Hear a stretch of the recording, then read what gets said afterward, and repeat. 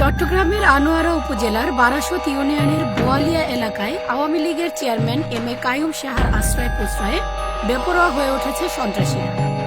আওয়ামী লীগ সরকারের পতন হলেও থেমে থাকেনি তাদের কর্মকাণ্ড। এ চক্রের বিরুদ্ধে শত বছরের পুরনো গাছ কর্তন ও জায়গা দখলের অভিযোগ করেছেন ভুক্তভোগীরা। তো চেয়ারম্যান আছে বিশদি চেয়ারম্যান বেরিয়ে কি করি আর উঠলো মাইক দৌড় করে গাছ বা সারের তার সন্ত্রাসী করে অস্ত্র লয় বিভিন্ন লাঠিও গড়বাড়ি ভেঙ্গি আর বহু নির্যাতন করি মা বাপ বই বাইনে গ্রামত মালতো বাজার বাইনে সৈন্য পারে দোয়ানে গলে এরান বাইনে করে দোয়ানে মারি তেরা জাঙ্গাইন তেরা লই যাগুই আর জাঙ্গাইন আর বুঝে দিয়ে লই তারিব।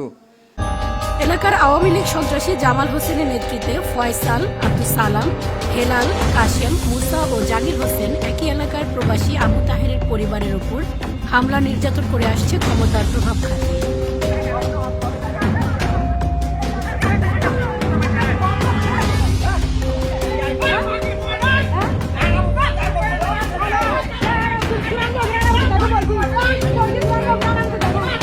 সর্বশেষ আদালতের নিষেধাজ্ঞা অমান্য করে জায়গা দখল করে। প্রতিবাদ করলে ভুক্তভোগী আবু তাহের ও তার পরিবারের সদস্যদের হত্যা করে লাশ গুম করে ফেলার হুমকি। মেম্বার গত 2 দিন আগে মেম্বারও লইয়ারে গাছ ছাড়িবে লাগে আর গরিব মানুষ আর সহায় মানুষ কিন্তু আই অটো রিক্সা চালাই ভাত খাই আর সম্পদ কিন্তু বারবার হুমকি লাগাত আর সম্পদ নিবি গিলাই খালিও লাগাই খালিও মানে হতে বেগুন আর ধরি মাঝুম। পরে বিষয়টি স্থানীয় UP chairman M A Qayyum সাহাকে অভিযোগ দিলে মোটা অঙ্কের টাকা দাবি করেন তিনি। ভুক্তভোগীরা 50,000 টাকা চেয়ারম্যান এম এ কাইয়ুম সাহাকে দিলেও বিচার না করে উল্টো স্থানীয় মেম্বার খলিলুর রহমান চেয়ারম্যান কাইয়ুম শাহর নির্দেশে তাদের হয়রানি শুরু করেন।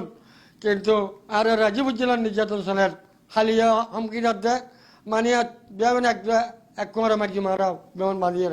পরিবারের কর্তা প্রবাসে থাকায় এ সুযোগে chairman M A Qayyum Saha O Khalil member চক্রটি প্রবাসী পরিবারের জায়গা দখলে সালিশের নামে টাকা আত্মসাৎ করে মিথ্যা মামলার হয়রানি করে আসছেন দীর্ঘদিন ধরে।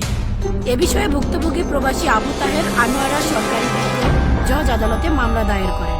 প্রশাসনের নিকট আবেদন করেন কবে এ অত্যাচার থেকে মুক্তি পাব এ প্রত্যাশা প্রবাসী পরিবারের।